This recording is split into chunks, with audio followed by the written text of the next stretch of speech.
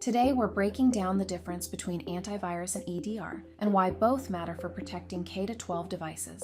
Antivirus is great at one thing: stopping known threats. It compares files to a signature database and flags anything that matches. But antivirus alone can miss attacks that don't look like malware, like when a harmless file is used in a suspicious way. That's where EDR comes in. EDR doesn't just look at files, it watches behavior across the device. For example, if a script downloads a file and immediately auto-opens it, that's a classic attack technique. Even if the file isn't malicious, the behavior is. In schools, where students use shared devices and phishing is common, relying on antivirus alone leaves gaps. A combined approach, antivirus plus EDR, helps catch both the known threats and the dangerous behavior patterns attackers rely on. Antivirus blocks what we already recognize.